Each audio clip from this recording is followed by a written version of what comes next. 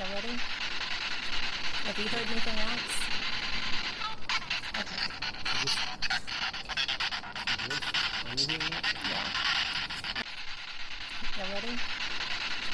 Have you heard anything else? Okay. Yeah. Y'all ready? Have you heard anything else? Hello there. I am so glad you are here tonight and you are listening to Fate Mag Radio, the online voice of Fate Magazine, and I'm Kat Hobson, your host. I absolutely love what I get to do, and I am just about to be able to go to the Ozark Mountain UFO conference in April, so I'm gearing up for that, and I will have Fate Mags and some other things with me, so find me. But that's going to be such a great conference. We're going to be having a show about that soon. But tonight, I am really excited because when you've been friends with somebody for years and you find out all the things you didn't know that you didn't know about them, that's kind of fun. And my guest tonight is Rich Hoffman. He is an original founding member of the Scientific Coalition on UAP Studies, which is a research group focused on UAP/UFO. And they are looking at the technical side, trying to understand what this is, why this is, how this is. And this is a group of people that have so many letters after their names. They are brilliant, they're funny, they're nice, they're just wonderful researchers. They're the best in their fields. And it's interesting because the Galileo Project people are part of this group. Rich Hoffman is part of this group. So are all of the other originals who are just some of the kindest men. It's just fun. But anyway, Rich has been my guest so many times and we're friends. And so I just thought, I'm going to find something to put into his bio to talk about that I didn't know about already. So I went through and I found, you can't read that. I found multiple pages upon multiple pages of notes about my friend who has been in this field. He's been interested in UAP since he was a kid. And I was so humbled because I was just like, oh my gosh, he never told me this. I didn't know that. And I have listened to him on other shows and they never brought it up either. So, hi. So I am so excited to bring Rich Hoffman back because we're going to talk about the things I didn't know, and the things he has going on. So, hi, Rich. Hi, how you doing? I'm a little bit nervous about what you found out. All of it's good. All of it's good.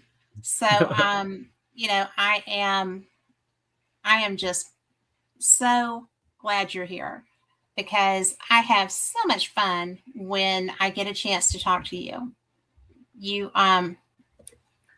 Lillian wants to know who you are. So, hi, Brenton. So, he is a founding member of the Scientific Coalition on UAP Studies.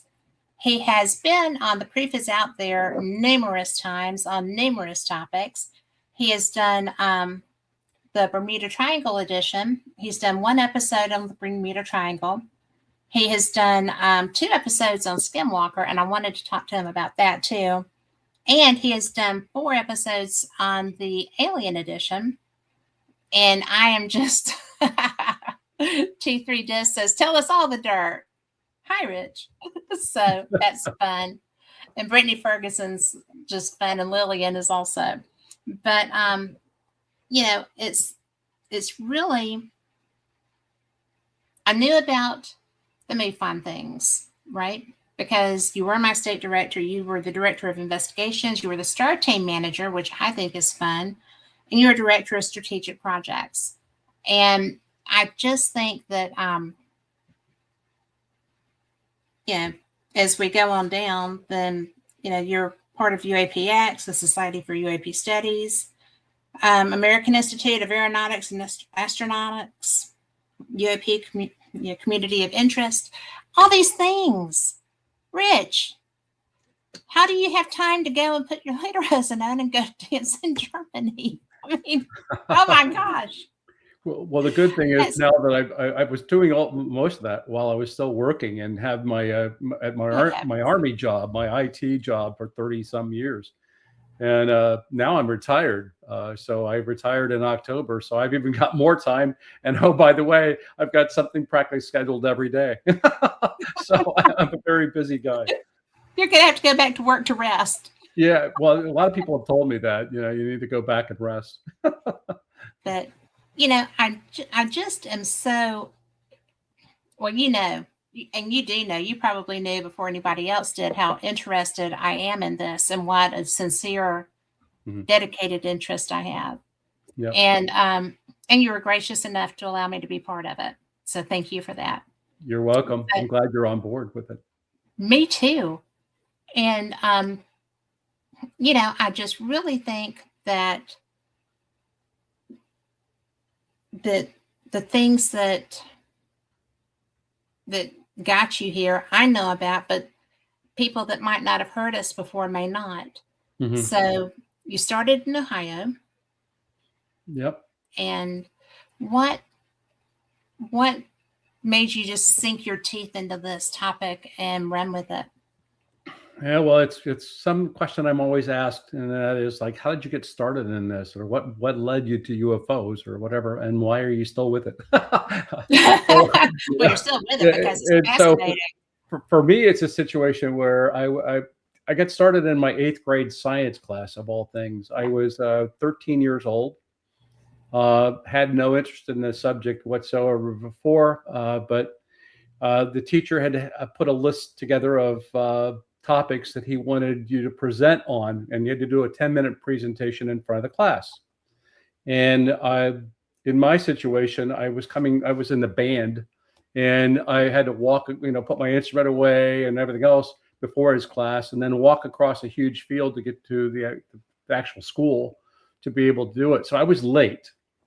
And I missed the fact that you had to sign up, but somebody came around and said, here's the list. And, the only thing that was left on it that nobody put their name next to was UFOs. And I didn't even know what that was. So I went up and I said, hey, Mr. Bayshore, can you please tell me what, a UFO is? And he said, unidentified flying object. I said, well, what is that? And I'm living in Dayton, Ohio. Little did I know that up the road was Project Blue Book and Project Sign and all those different projects going on. But I came to learn that later on. But anyway, I didn't really do much with it. I remember, getting a book called My Trip to Venus or something like that, or My Saturnian Lover or whatever.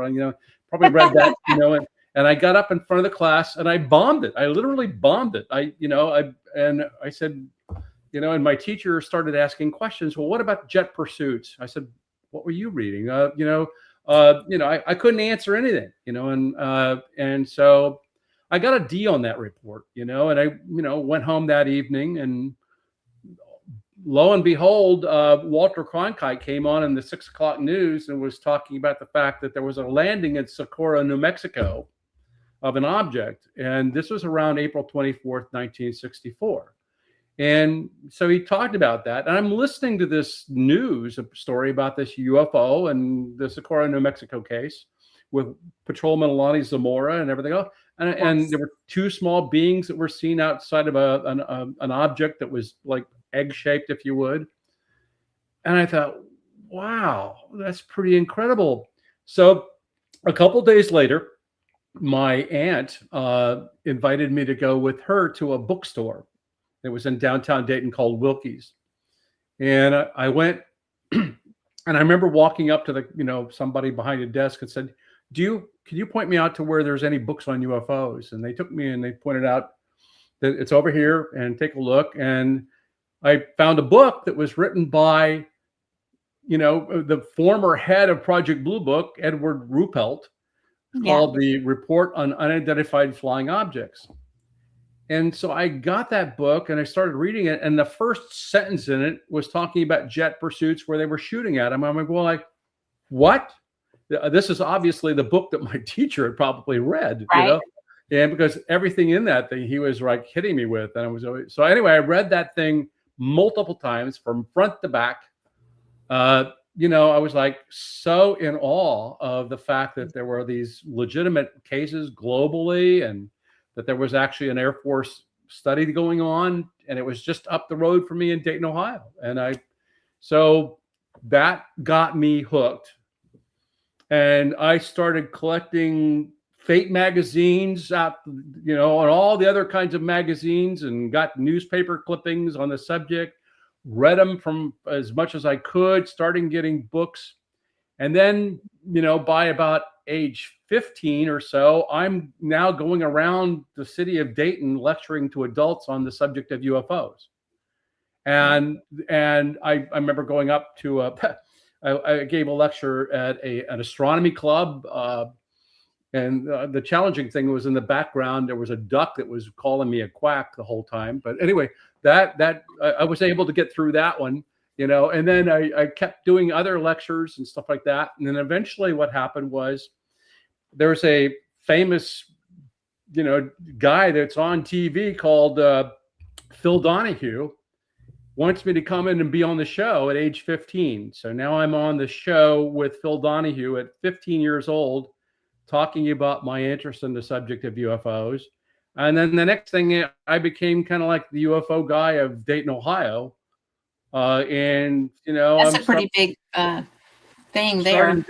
I'm starting to get reports left and right that are coming in, and I'm like, there's a lot of sightings, and I need to do something with that, right? Well, anyway, the bot joined with somebody and learned that, and so I actually got hooked up with NICAP, and then eventually I also went and I became like a MUFON. It was, at that time, it was not Mutual UFO Network. It was called the Midwest UFO Network. And that's when they started in '69. And so I got hooked into that right off the bat. And then I started, after that, I became the state section director for Dayton, Ohio with MUFON. I was going out and doing investigations all over the place. I was training field investigators that I had. I would hold meetings in my garage every month, and we would then start going out and doing that. And then I joined the Ohio UFO Investigators League. And then in 1978, we held one of the largest MUFON symposiums ever held in Dayton, Ohio. And I had Hynek there. I had Donald Kehoe was there. I had Ted Blocher and a whole bunch of other incredible people. And we completely filled the convention center with 3,000 people. That's how big it was. And wow. It was absolutely, Leonard Stringfield was there, and he was going to be talking about the crash retrieval cases. And, it was an amazing event in 1978. But all that, along that, I was on TV, radio stations all across Dayton, Ohio. And suddenly, again, I was going on case investigations where the police departments had my phone number. They were calling me up and telling me, and they were actually escorting me. I would get in the back of the cruiser, and we would go out to the actual cases themselves in the police cruiser. And so I would be also doing, there were a couple instances where I was actually out doing an investigation, and sitting next to me was the Air Force guy from Project Blue Book. And so we had a couple times where we'd exchange information. And then I ended up going up. I ended up going up to the base and lecturing them on UFOs at Foreign Technology Division. And, I'm to them on UFOs and stuff like that. And I got to know, a lot of the people at Blue Book and stuff like that. And they closed. I got to meet Hynek, when he was up there. I ended up going to his house up in Evanston when he moved up, and when it was up in there. And so I've had this incredible history around the whole subject. Well, the funny thing is that how many times have we talked about this, both in person and on the air? Yeah, and, I know. Yeah. It's just, I was sitting there because I was looking for something different, because, I don't want you to be bored when you come, right? I want you to have something new, or I'm not bored talking to you at all. Yeah. Thank you. I feel that way about you too. I just love it when we get the chance to do this. But I'm sitting there going, I thought I read everything about him. I thought I knew him. This is my friend. I thought I'd done all of this. And I guess I missed a page somewhere or 100. But, it's just so funny because, you know, the alternate propulsion engineering conference is where I found a lot of the information about you. And because that's Yep. people that's not unlike SCU, right? I don't Yep. feel in its goals. So trying Yep. to find how this is working, not just what is this that's working, but how this is working. And that's just so interesting to me. And one of the things that also, because of the planet alignments and stuff, I bet that y'all are going to be seeing a lot of people. I mean, you won't be getting reports, but you'll be seeing reports from all these people that are out sky watching right now. And there's a lot more interest off planet because of what's happened this week and this weekend. Yeah. Because it seems that anytime there's something that seems to be a threat to our planet, there's more activity. And Hmm. do you see? I mean, you've done this for this long. Do you find that that might be a possibility? The truth of that? Well, we tend to get lots of people that are seeing things, just when they're up there looking at the sky in general. I mean, there's a lot of things in Mhm. the sky that people are just not people that they don't spend time looking up. They're either looking at a phone Yeah. or they're indoors. And if you look at most of the UFO reports we get in like a MUFON, it's always if you read the typical case, it'll say something like, "Well, I went out last night at 7 o'clock for a cigarette," you know. Yes. Or to You know, walk the dog. or I'm out walking the Walking the dog, dog gets it or I'm too. out Yeah. doing this. And so a lot of reports that come in to even to MUFON and stuff like that, when I was doing MUFON cases, we're always like starting off with like, I was out, smoking a cigarette or whatever I was doing. And bottom line, there they are. And so you run across that. In the cases of also, a lot of people are looking up at, when they have a lunar eclipse or an eclipse of some sort, they're looking up Yes. in the sky, and so they see something that's out of the ordinary, and so they for the people that know where to report it, they often will report it. Not everybody reports. The vast majority of people don't even report it to anybody, Well, and that's where statistics are always wrong about the subject. they are wrong. And I'll tell you because I had such an experience because, I sit on the deck with the dogs and let them run and play. And Yeah, usually I'm sure. actually down in the yard with them. But when I get tired, I come upstairs and let them keep on. But I had an incident that I tried to report to MUFON. Went through the whole, process, got all the way through, and bloop, wouldn't take it. And I had two incidents that I tried to do that with. And so finally, I just called Steve and I said, "Your system's not working. I just had this happen. I'm trying to, and he was like, "Well, report that." I said, "I am. I'm telling you because your system doesn't work." Hmm. you know, and I Yeah. did that twice and they got it working. But I guess they got it working. But, it was a big enough deal that I actually Hmm. tried to report it.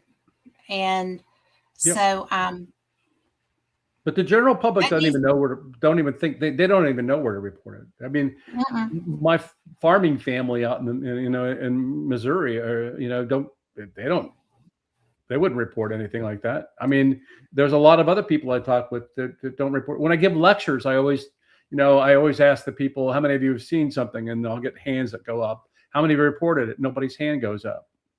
Mm-mm. And then there are phenomena out there like, the Earth light phenomena that's out in about an hour away from me in Cloverdale that two gentlemen wrote a book about called the Cloverdale spook lights.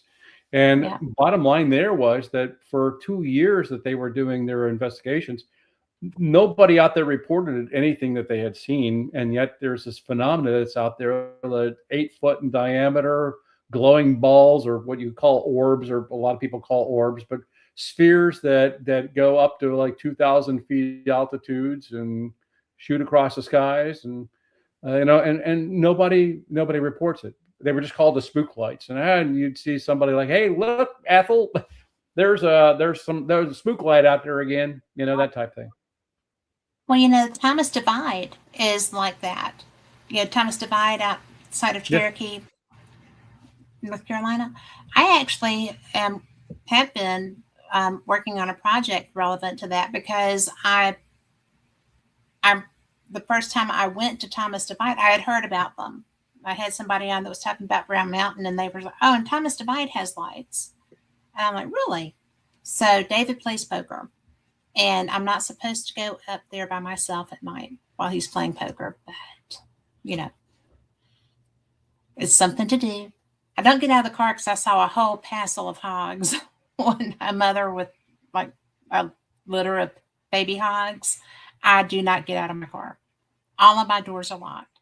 And I actually have seen and experienced these, and they behaved intelligently. One of them did yeah, because and they're different colors, yeah, right? So it's not yeah, atmospheric, but well, it could be atmospheric. I don't know, but they do create different colors. There's blue and yeah, orange and pink and different things. yeah. And they're not there every night. So in fact, David went and got me a topography map so that I could look and see what was on the ridge across from me, and nothing that would create that. So and plus you couldn't do it every night because they're not there every night. Right. And it's interesting. But anyway, I was sitting there and I'd been filming, and I had put my camera down to do something. And when I looked up and I was picking my camera up, and one of those lights was on my side of the divide. Hmm. And there was a tree hanging over the little rock wall that's there. And I was just kind of like, well, hello. I'm glad you came to see me because I'm here to see you, but do not invade my space. Hmm. And thank you for being interested back. I mean, I talked to it, Sure. and it was just fine, because it felt smart, it felt intelligent. And so that was my experience, my up close experience with the Thomas Divide lights. It was the first and only time I've had one come across to me, and I told it that I was uncomfortable. Mhm. So, you know, maybe that's why they haven't done it since. But it, I was talking with one of the rangers there, and she's like, "Well, what are you doing?" I said, "Well, I'm going up to Thomas Divide to see the lights." And she was like, "Oh, well, I don't know about that." I said, "Well, I do. I've seen them a couple of times." And she's like, "What?" She said, "My kids are 18 years old and they've been trying their whole lives and they have never gotten to see them." I said, "Well, tell them to go with me when I go because apparently they show up for me. I don't know." But the last time I went up there, somebody pulled up too close to my car. And I was like, "Nope, I'm not doing that." So, because I'm just nosy, I'm not stupid. So it was time to go at that point. But it's just cool because I haven't seen the brown, but I've never heard of a disappearance, like an abduction or anything with these, like with Brown Mountain. Brown Mountain's scary. Yeah, I mean, so you have the Brown Mountain lights, you've got the Marfa lights, you've got the Mm-hmm. Min lights in Australia, you've got the Mm-hmm. Hesselen, Norway. There was the Cloverdale in 1973. You had a whole flurry of them over in Piedmont, Missouri. In fact, there was a professor that went down there, that Harley Rutledge, that actually investigated them. Um, and so they're a common phenomena globally, and it's when you take a look at them under and you actually take a photograph and you analyze them with a diffraction grating, you can break down the chemical elements that make of them.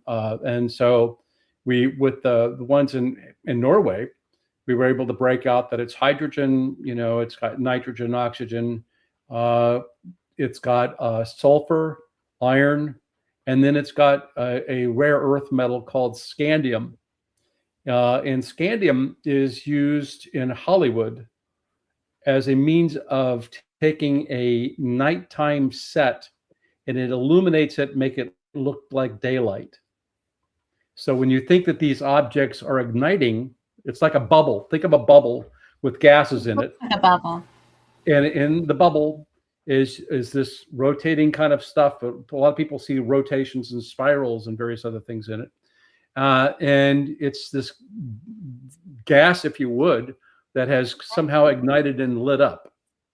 And so it's a natural earth phenomenon. It's the earth is belching out this kind of like these ingredients, and it goes into a bubble and it stays in there, and then it can move it around, and it can move against the wind. It can do all different kinds of things.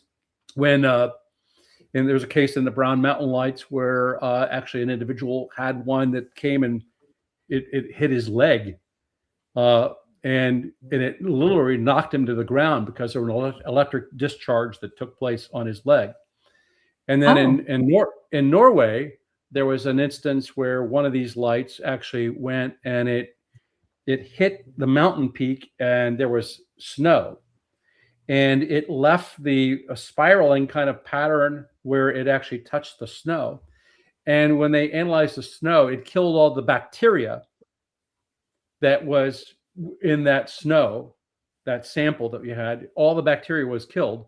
Again, electrical discharge of some sort. So you've got this, like, think of like almost like a plasma that's moving around in this bubble, kind of like sphere that is containing it, and it's able to maneuver around. And so you'll get a situation where sometimes you might have this thing happen where it can go along, and it could touch things. And we talk about cars that actually lose their discharge or like that, and can't operate. Or you might even have power outages. It might be around a telephone pole. There are a lot of pilots that see those things and report them. And again, it's not a UFO. It's a natural occurring atmospheric phenomena that scientists have failed to truly study properly. And once we get that down, then we'll learn about that. And that will be able to help us understand these so-called orbs, which we want to put into the UFO category. I don't think orbs should be in a UFO category. Well, do you? No, what you have is it's a problem with our taxonomy on what we use as terms. It's just like, the flying saucer was not a good term, and people struggled with that. Well, that was Kenneth Arnold. He didn't know what else to call them. Yeah, true. And so when you take, what does this look like to you? This is round, kind of like, right? Sphere? Would this be a round thing around? Okay, but when I turn it on an angle, now it's kind of oval, and when I get it on, it's a disc, right? So depending upon how people see this, at what angle, they might say that I saw a round object, I saw an oval object, or I saw a disc. We have problems with terminology that humans use to be able to describe these unusual events. And a lot of people latch onto orbs just because it's a light, right? It's a light. Right. And so what could that light be? It could be a Chinese lantern that somebody sent up, and they see that scintillation of that object. And they say, so I had people that were telling me that those Chinese lanterns were orbs. Earthlight phenomena. I'll tell you it's round, it's a light, and they say it's an orb. Again, the problem is our use of words. Well, and that is a human. That's the human. Say, even thing. Romans in the earlier times were calling them fiery shields. So it makes sense, right? They're called fiery shields. Anyway, so we have a problem in trying to describe this unusual thing, and that's where the human element becomes a problem for us. We try to move to technology to be able to help us.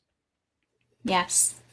Well, that's one of the reasons that I like, we had been talking about UAP DAP earlier before the show, but projects like that coming up with, and this was in the Unitas Basin, is that the name of it?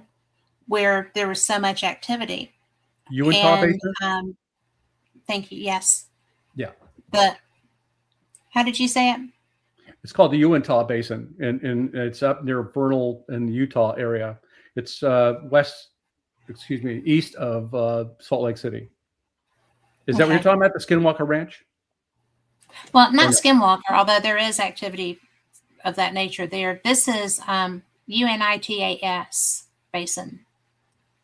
Oh, I'm not sure I know what that is. No. That's where Christopher O'Brien was doing his research up there, okay. But he's passed away, so I can't ask him. But when I first saw UAP DAP, I was just fascinated by that because it seemed so smart, you know, to have cameras that had this capability monitoring such large areas. And I just, are we getting information with that type of equipment? Oh yeah, we're getting extremely good quality information, by the way. So you have, the UFO DAP is one system. There's these Sky 360, which is over in Europe, by the way, and that's kind of a corollary to it. You've also got, I don't know if you knew or not, Francis Ridge just recently passed, but Francis had a system called MADAR, which was a magnetic detector. It basically would detect if there was a magnetic deviation, and it would alert you. A lot of those units are out. There's also a lot of development that is going on. Even the AIAA's got a whole suite of different kinds of tools you can purchase and go and put out. There's also Eldaron, which is also a very incredible system that can go out and to do all different kinds of things and give you a lot of multi-data. And we're trying to get it moving over to multiple sensors because, one sensor might not detect something where the other sensor does, or they both sensors can detect something. Like, for example, if, we always say that UFOs don't have any sound. Well, is it because it's above human hearing, or is it because it's below human hearing?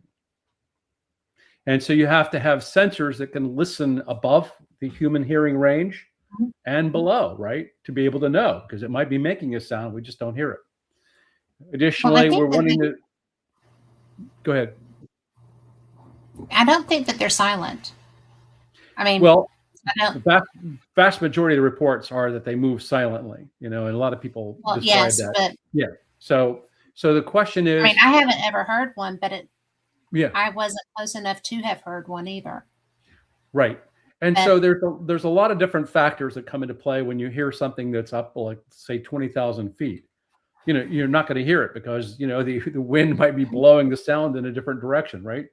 Again, It's about the fact that you might have close encounters where people are actually seeing something relatively close and they, it shoots off and they don't hear any noise, and so how does it do that and not make a noise or sound? And so the interesting thing for us is being able to actually to detect the signatures around these things. What are they doing in the atmosphere? Are they affecting the atmosphere? Is there kind of like, in the case of the Nimitz case, there was actually a mirage around the Tic Tac. And so that's an interesting effect. We have cases where these things are seen and they touch ground. Like if you take a look at Delphos, Kansas, that was a situation where an object came down next to a tree and the tree glowed, and as well as the ground glowed in a ring for 4 nights. And so if you take a look at the fact that it was actually, the ground was glowing in a ring-like pattern and it also completely dehydrated the soil down to a depth of about 2 or 3 feet. And even to this day, it's hydrophobic. You can pick the soil up and you can put it in a bucket of water and it just floats on the top and it doesn't turn into mud. So if you have the Delphos, Kansas case like that, and you have these other effects that are going on, you start to learn about those effects and you find out, well, maybe it's the field around the object that it's actually having an impact in cooking the soil, like, and so to speak. So the more we can look and study these cases and learn about them and find out how they, what we can about their effects in the atmosphere. Like, does it heat up water when it moves? Does it impact water? Does it impact the atmosphere? why is it that the Tic Tac, when it was dropping from 20,000 feet and stopping above the water in less than 1 second, how is it that it didn't heat up or create any kind of like ripples in the water? How did it not make a sonic boom? How did it not do anything normal in our atmosphere that we would expect? Right. Then you're going to say, well, how does it do that? And what does it do? And the more we can learn about those cases, and it's technologies and a suite of technology tools we're going to have out at hotspots is going to help us to learn more. And that's where I am going, and that's where we are going right now in all the meetings that I've been having around with technologists around the world. I had a 2-day summit at the beginning of February with global people in this whole topic. We had 500 people attending. I just met with a whole group of them yesterday. We talked for 2 hours. I'm going to be lecturing on it, and also this coming Thursday at 1 p.m. Central Time, the Society for UAP Studies is going to have me on as a guest, and I'm talking about the subject of technology use. So that's where I'm at. I'm looking to be able to get better than eyeballs and better than anecdotal storytelling things. I want to get data that I can measure, I can look at, and I can get to understand these things better. Well, that's the whole key, is to get enough data that you can ascertain even between styles of reported craft, or because I know that what I have seen was different from what other people have seen, and mine was kind of freaky. But Robert said that these phenomena can manipulate any devices recording the events, and said identical devices simultaneously recording the same event can see the same thing differently. Psychic manipulation is often assumed to be advanced technology. Well, I love Robert's brain. So yeah, we have to find evidence that proves that claim. So we have a situation where, like for example, a case in 2013 where a pilot was flying along in southern Mississippi, and he was flying on a nice clear day, and he looks out his wing of his Cessna, and underneath it is a 4-foot in diameter silver object. And we got a FOIA request in, and we were able to go to 6 different FAA stations and find out that in one, it was fortunate enough that the right angle that it actually detected the plane. So we got proof that the plane was there. And the station in Alabama for the FAA actually tracked the object, and we were able to put them both simultaneously together and watch the pattern and movement. So you have a problem with even, as these things are like, their shape, are they distorting? Sometimes they're picked up on radar, sometimes they're not picked up on radar. It's about the devices and the sensors.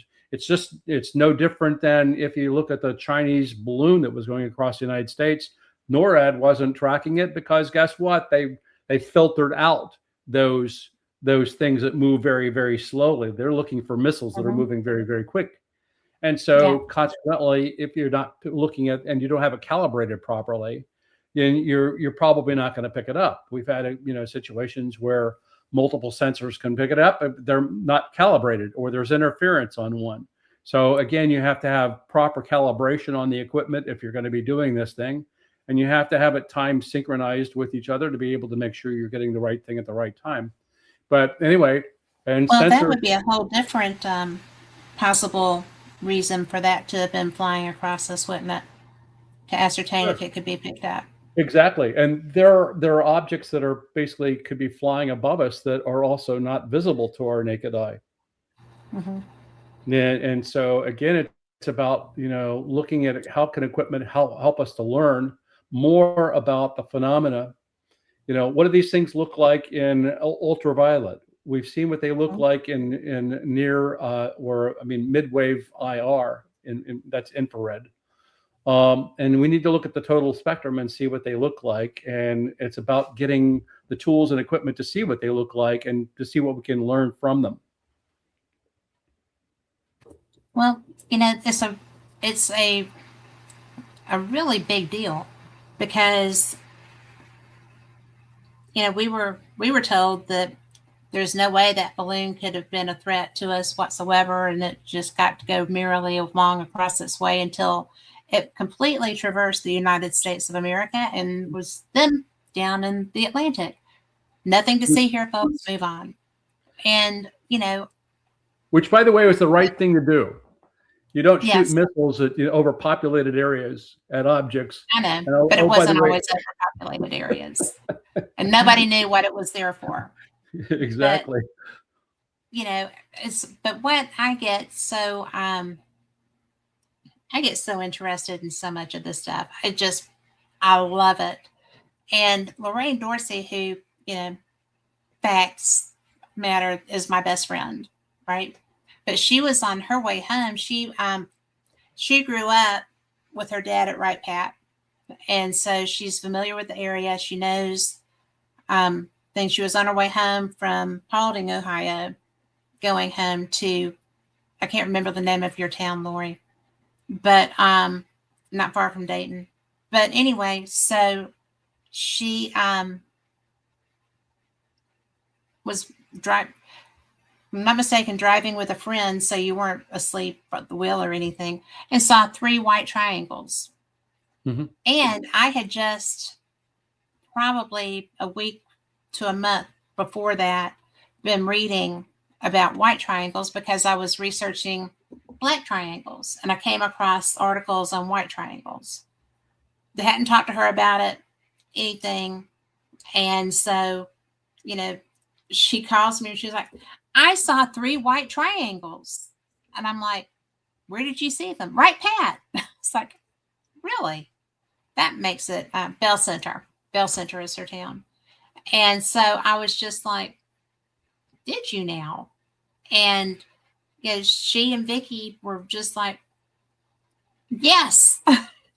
So I was just so surprised because I'd never heard of white triangles. And then when I started looking, there's a lot of that. I mean, there's not one phenomena that is the phenomena, is there?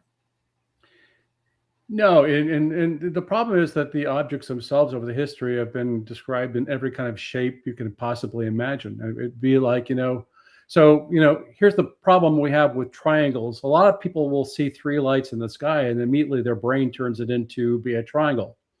Like it's one object. It might be 3 different lights and 3 different objects, and so ultimately that is a problem for us. She actually saw the triangle itself.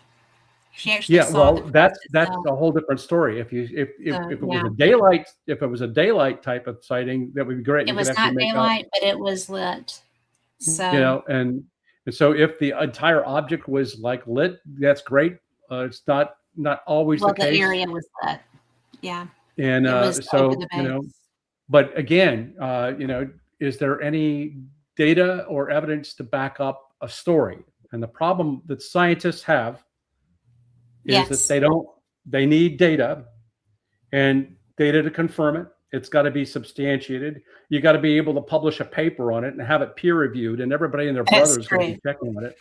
And so if we're not going to get anywhere with basically just, if you look at anecdotal storytelling that people have, where they're using words that trying to describe something that they're not familiar with, and it's very inaccurate. They're observing. A lot of people don't even tell you that they have got poor vision, or that they may have taken medications and everything else.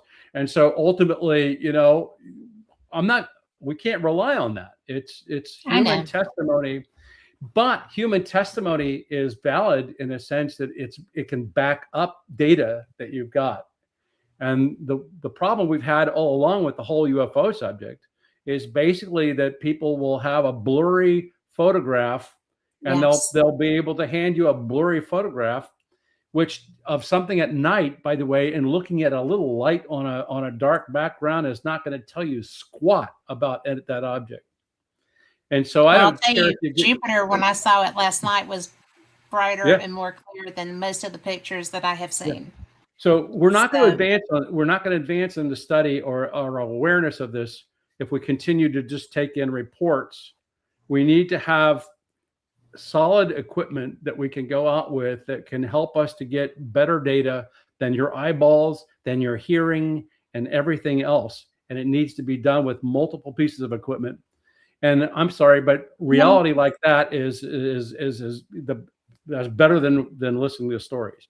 And so well, it when, absolutely is. But the problem that you have in that instance, or the conundrum, if you would, is that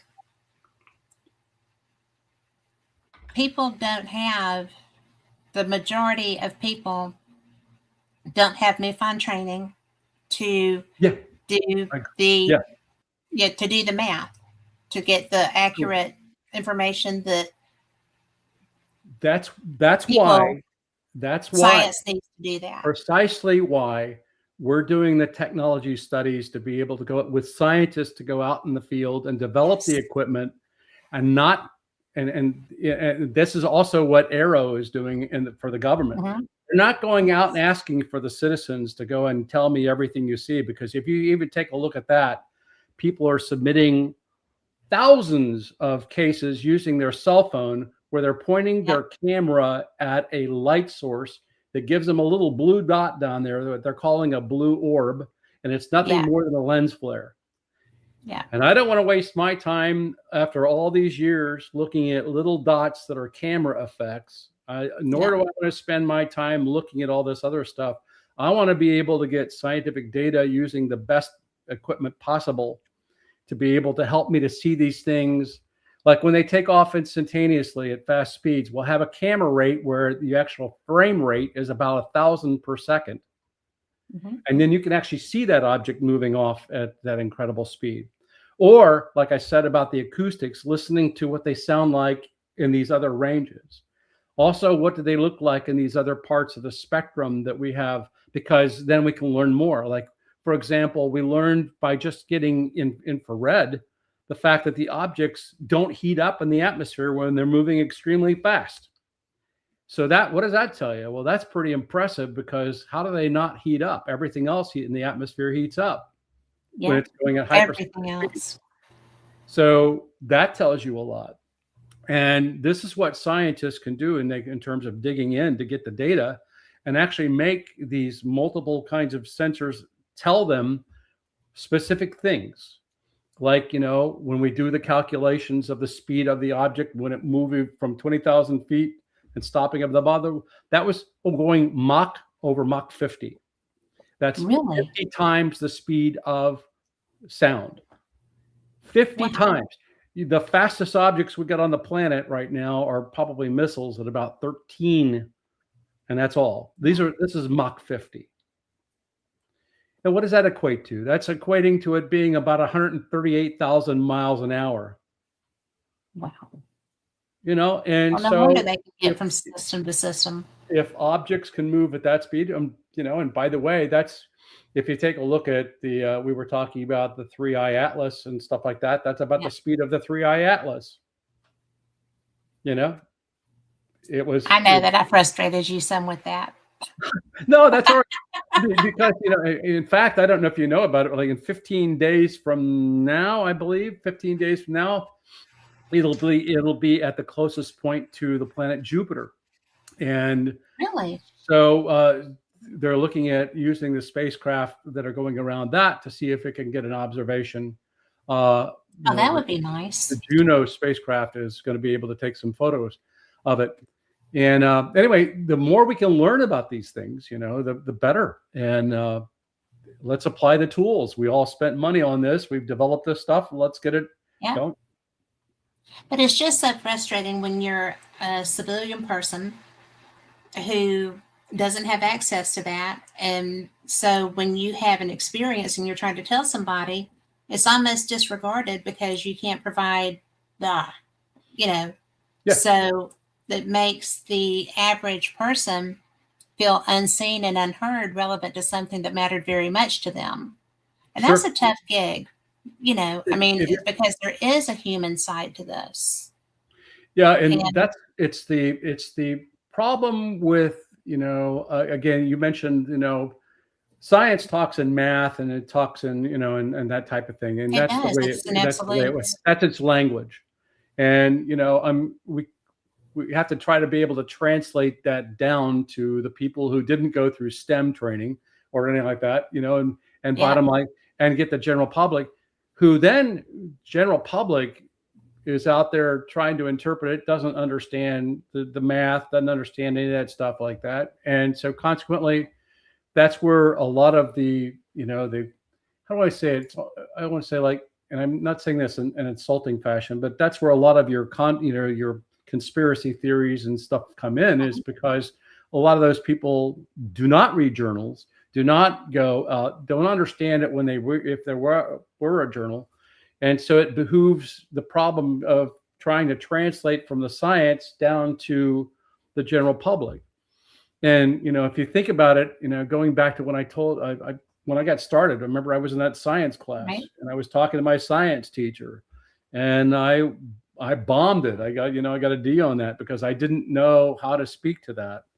And over the years, I've had to go into the science world and understand more of the science world. And that's been my focus, to be able to then help me to translate. So when I go out and give public lectures and things like that, I can at least bring it bound to the common element so that they can understand it. And that's what I'm trying to do here, by the way.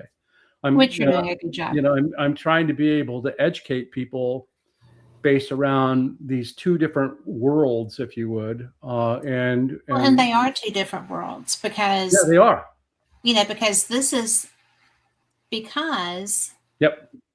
there have been human interactions. Yep. And I firmly believe there have been human interactions. And yeah, we were talking before the show about Travis and what happened with him. People saw that. In fact, I was I'll tell you about that later. But Robert says there were meetings between humans and humans regarding these objects, and there are reports of that. And different There's a interactions. lack of evidence that it actually There happened. is So lack of evidence. and that's the But problem we have, is show me that evidence. So like, even when David Grush was talking about all that stuff like that, the frustrating thing for all of us on these public hearings is the fact that, well, show me the evidence and stuff like that. And no, we're going to have that in a security classified setting and stuff like that. that stuff, but what, Mark D'Antonio saw a USO go by. Mm-hmm. And but he didn't have any evidence to back up his claim. Like, he didn't have the sonar. Because they didn't keep it. Yeah. And so that's the problem. It's a story. But when the Navy is, when our military is ditching evidence or not sharing evidence with people that are capable, and I'm totally sure that your clearance is strong enough.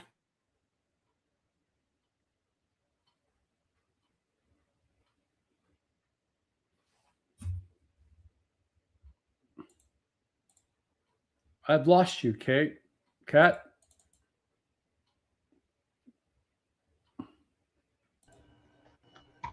I think she froze up, Rich. Yeah, it kind of like looks like she did. But at least you see that I'm still moving, right? Yeah, you're still good and everything. She'll probably be back on. She just got off, Okay. so she could have technical problems, but yeah. So, but let's see. Go. Here she is. Okay. My computer just said we've run into a problem and need to restart. So this is my iPad. So Turn it sideways. There you go, Kat. okay. I can't see me. Oh, because I'm over here. Okay. Yeah. So here I am. And now my computer is restarting. We'll see what happens when that starts. But and I'm sure that Abby has Dr. Loeb has clearances with Galileo and all this other stuff. But when you have individuals, what is the methodology in place to verify something like with the Nimitz? The radar was functional. The radar picked up and saw how many craft there were in the air. And the technical side from the pilots indicated the capabilities and the speeds that these craft were achieving, right? Is that right? Yeah. So you had basically eyeballs. You Mhm. had the radar that's detecting it Right. and watching it and tracking it. And so you've got, again, multiple sensors that are watching and tracking this thing. And then eventually you have the other plane when it lands, the other plane takes off and it's got the actual camera that takes now a video, and it tracks the object and you can see it. So you've got a camera that's picking up, you have sonar that's detecting them. All of the ships that were on that mission were all seeing the same thing because they have a system called Link 16, Right. which connects them. And so, again, you have multiple aircraft that are seeing them, multiple eyeballs in the aircraft, and multiple things that are going on. So that's what we want. We want to have multiple things happening that are allowing us to now make some determination and do those kind of measurements. Another question relevant to the Nimitz, the Nimitz group. When did one of those? Because I don't remember if one of those craft actually splashed or if they stayed airbound.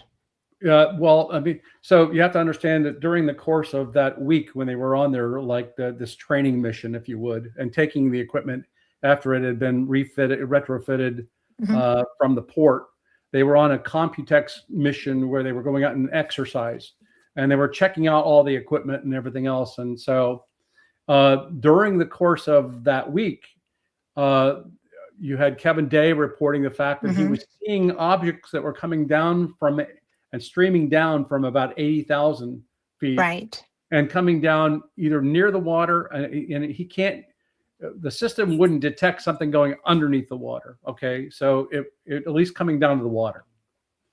So that was happening. And then on the day that the Fravor was doing the exercise, and Dietrich and Mhm. and all those were going to go on this exercise, Right. you had a Marine pilot that was over in a different aircraft, an F-18, and he actually saw the bubbling up of the water. He didn't see the object, but he saw this bubbling that was going around on the surface of the water, and that's all he saw. Then you have Okay. the two F-18s that are going out for this blue-red exercise, and then they saw they saw the object when Fravor decided that he was like seeing something down in the water, and he started diving down toward it. And that's when he noticed that there was this tic tac that was moving and bouncing around on the water above that bubbling on the water. And then he started to go into this climbing rotation where they did a circular pirouette with each other. And then he shot across that circle instead of going around. And that's when the object then shot off and went to his cap point, which was like 40 or 50 miles away or something like that. Mhm. And was immediately reported the fact that it's there sitting at his cap point. And by the way, that's a classified point Right. around the ship. And so it's like it's sitting there waiting on him. Now he goes and he shoots, and he goes back. They land, they stop the exercise, they go back and they land on the ship. And that's when another F-18 with the actual at-flare camera takes off, and it actually goes up and it does see the object. It captures the video image, and it's now being displayed on all of the systems and all the different Mhm. ships. And they're watching that whole thing in shock, as the Yeah, object then breaks off and heads that was off. shocking. Yeah. So that, there Well, again, multiple pieces of equipment, and that's what we're looking for. when oh gosh, I don't know what year this was. The Roosevelt Group had a similar experience in the Atlantic. And I know that I've heard some pilots discuss the fact that they know they're there and that it's a security and safety issue as well, because these craft are not, you know, some, what I heard the pilot say was there's going to be a mistake and somebody's going to die because, as we're flying in protected airspace, they're there. So is that something that is also part of the dynamic, as far as there's kind of an urgency to get answers on this? Is that part of your dynamic, or? Yeah, I mean, ultimately, again, going back to the more that we can learn about the objects, the more that we're going to better understand how are they maneuvering. Yeah. If we had better observations and you can eliminate the 80% of all the misidentifications that are out there, Yeah. which is the most common problem. It's taking up all of our time at looking at and trying to analyze misidentifications of natural things, right? But you have to look at them to be able to rule them out, right? Yeah, well, yeah, Which is why it's so time consuming. but it's all about that's why we're not going with human observation, and we're going with more like with equipment, because I don't want to spend the rest of my life all looking at the 80% stuff and not having time to be able to spend on the 20% stuff. So the 20% is where I want to spend my time on the years I've got remaining. And the bottom line is that's where we think we're going to get the better answers. And ultimately, what can we learn from it? Well, we can learn, number one, if we had actually the correct data on what are all the specific UFOs or UFO, we can look at where do they show up, and that's what we're doing with our scientific data now. We're finding out the fact that, guess what? The claim that they were around nuclear centers is accurate. We were finding out the fact that when we analyzed it and looked at solid cases and stuff like that, they visited every nuclear storage facility, or they were at detonations. They were at all of our production plants and everything else. And they would do a one-time visit, and then they never came back to them again. It's like we got what we were after, and we went and did what we did. So there was actually an intent on the part of whatever these things were to do what they did. So there's an intent that we were able to find just right there. I'm not going to claim that you can understand what an alien would be thinking, if it is an alien. I don't even go with non-human intelligence as being the moniker that I use for them, because ultimately it's a situation. If you look at what Michael Masters did in terms of his study, you find out that it's interesting, the fact that the only race that's bipedal on this planet is humans. And these things tend to have like 2 eyes, 2 ears, head, 2 arms, 2 legs. I love his work. They seem to be bipedal.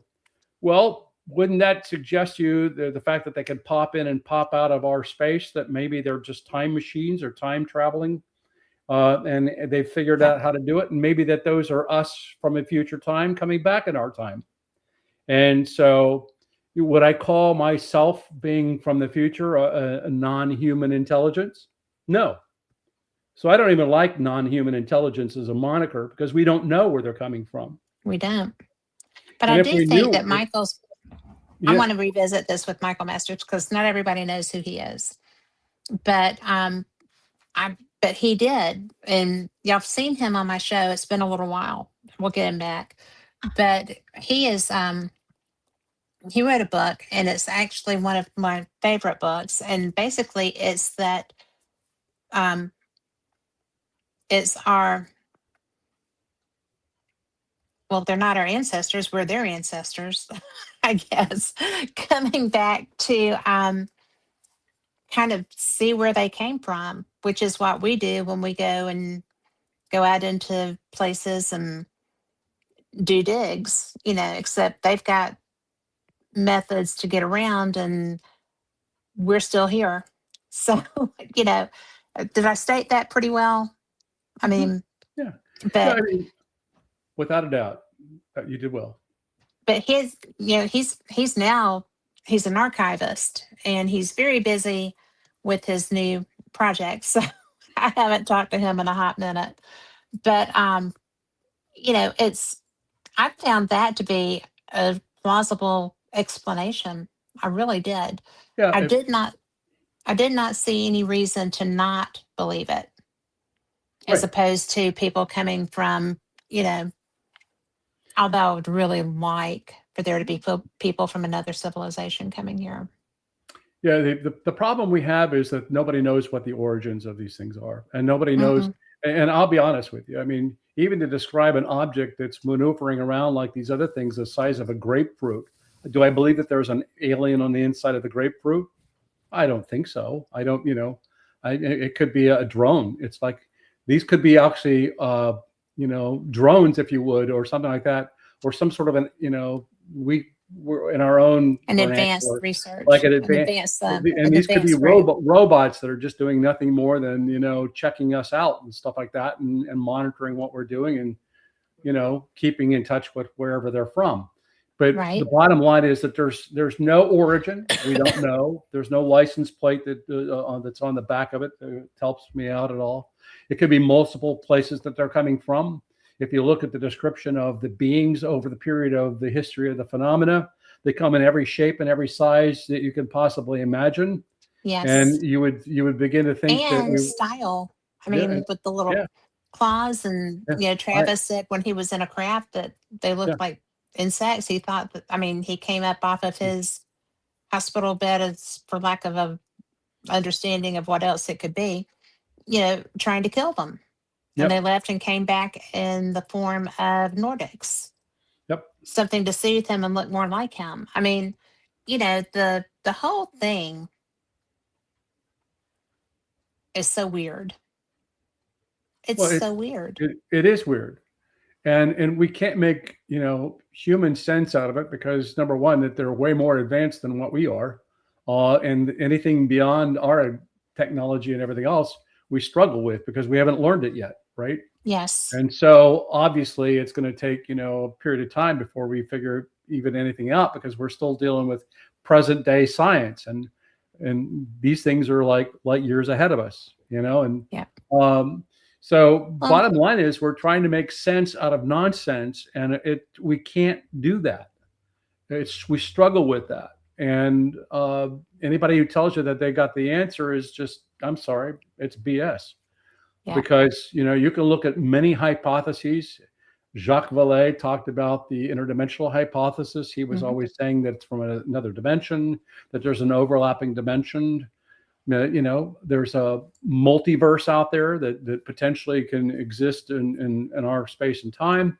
You've got ET that's out there maneuvering around, and they're checking on us. There's the time phenomena hypothesis, and you could go on and on and on and cite all these. Not to mention the ones that view us as food and they come to hunt. I mean, that's my favorite.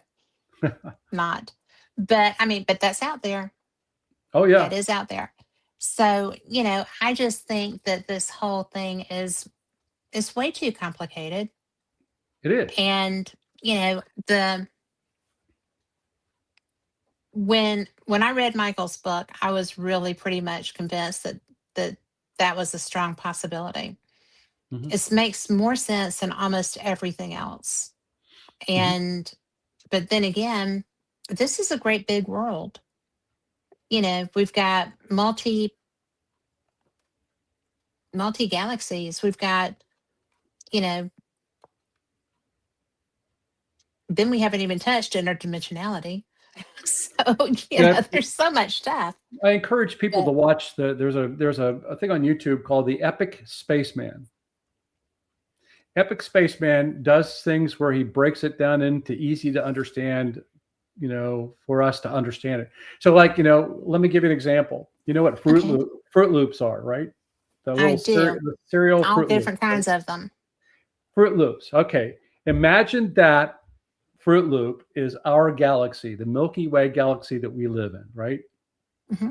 All right. You're with me on that, right? I am. Okay. Imagine, now you took and you filled up an entire swimming pool, Olympic-sized swimming pool with Fruit Loops, right?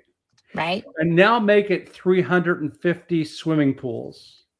That is the number of galaxies that are out there that we know exist out there in the visible world now. 350 swimming pools filled up with Fruit Loops, which each one of those are galaxies, and each Right. of them have 200 billion stars around them. And each of them might have potential planets around there and solar systems. That's the scale that we're talking about when we look at the universe out there right now. That blows everybody's mind. And that's just what we know, And just there's the a, known. but it's only because that's the visible. There are Hmm. there are continuously, light hasn't even hit us from the furthest ones yet. So there's things way beyond where it's dark that the light hasn't hit us yet because it's traveling across that space. That's wacky doodle. It's wacky doodle. I love it. But, you know, it's so much fun. I mean, I'm sorry. I love this stuff. I totally should never have done pre-law curriculum. That was just a wasted thing. I should have been studying this. But it's so much fun to be able to it's fun to be able to talk to you and people like you because but mainly you because you like me and you take your time with me and I appreciate that. But I think that it's just so terrific because the possibilities are endless. Yeah, they are. Endless. We can't even fathom Yeah, where this could be going. And it's we, not going to yeah, be in our lifetime that we're going to understand all yeah. of this. Well, I mean, I'll And I'll put this out there. I study also near-death experiences. I've been studying that for years, and I've I didn't listened know to. that. Yeah, that's another one of those things that you didn't know about me, right? So I've listened to several hundreds of testimonies on near-death experiences, and I've been defining the commonalities that you get when these people tell you. All right. Hmm. So there are some of these people that go off and they have their near-death experiences where they actually see alien worlds and aliens on different planets. Yes. Okay. So, you know, we're not ruling out the spiritual world, as one of your people wanted to ask about. It's Yeah. not there. It's just that we can't measure it because there's no way for us to do that. And also, if it's strictly testimony, again, it goes back to anecdotal thing. Do I believe that those people have those experiences? Yes, I do.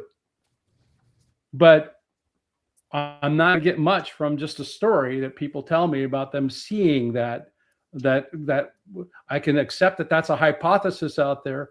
But again, it doesn't get me very far. And that's why I point out that there's multiple hypotheses. And we can't even begin to imagine what the hypothesis is for this. It could be all these things.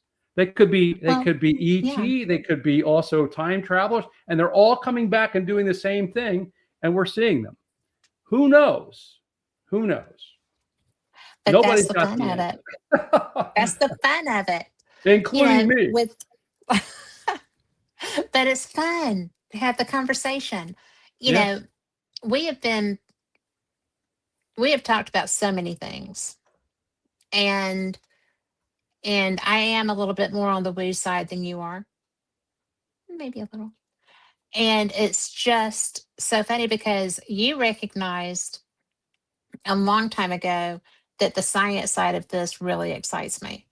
And I think that if there were a way, I wish that there were something, but there's not. To go back and you've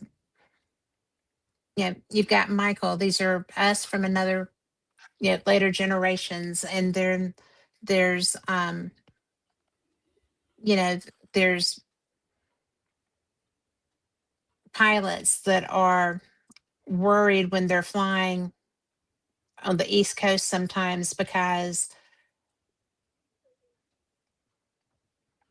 they're they're not solid objects, but there's a field of energy craft that's there that they feel is a danger. There's, the Nimitz group that, on radar, they're seeing not unlike what's described by the pilots in the Atlantic. There's so much different sides to the phenomenon that it's just mind blowing. And then you've got people that are, oh, this is prehistoric us. And I'm like, how in the heck can that possibly be prehistoric us? We would look to them like the aliens would look to us if they were aliens. If it's us from another generation or 57 more generations until we get the capacity to be able to do this stuff.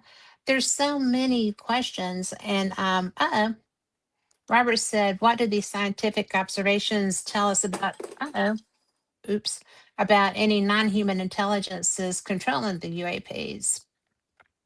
And Robert, I love your questions. Robert is a huge fake guy, and he Good stuff. brings me my best questions. And he also said, I actually enjoy and respect your guest in this show. So me too. Me too. So we have a good friendship. But it's just really, there's so many people want this to be what you're saying it can't be. And I understand that. We're getting this stuff happening. We're seeing these things. There's video. You're talking about people disappearing or having horrific or wonderful, depending on their scenario. You've got what is his name? Communion. Whitley Strieber. Whitley Strieber, who, is being taken out of his house, being floated out of his house to be taken away to experiences back in the 50s, 40s, 50s, that period, and made, and then he wrote another book about interacting with his wife, who was precious to him as we all should be to our spouse, interacting with him from the afterlife with relevance to the communion experience, right? I mean, there's so many different perspectives. And I just think that there's a lot that's not going to be scientifically proven. Well, but I really could care less. For me, it's about well, the I know fact that. because ultimately, you telling me stories and everybody telling me stories for the next 100 years is not going to get anywhere. And science has got the best means to do that using equipment that can help you to measure things and look at things. And that's we learn from science. That's how we have airplanes up in the air. We learn about things from which is my favorite. And everything else that we do. It's all about science. Somebody's out there doing the math, right? So bottom line is we've got to trust the fact that if you apply science and scientific methods, that you'll get at least information that goes way beyond what people can tell you with their eyeballs and with their ears. And that's so absolutes. For me, it's a situation where with the advancements in technology that we've got today, where we can see beyond the visible, we can see it all. We need to apply that now and say, well, what can we learn from the objects that we have up in the sky now? Yeah. And that's going to help us even more than, again, storytelling. I'm trying to get balance here. I'm sorry. Yeah, so that's where I'm at right now, Kat. I'm trying to get as much as I can in the way of information that we can now have a lot of scientists applying their time, schools, universities, and everything else to be able to help us to learn more and to share that information with the global community who deserves an answer. Well, I will say that that's one of the reasons that I love SCU so much, is because there are so many people doing this. Yeah. And, when I started researching this a long time ago, and I mean, because I only had experience with the woo side, right?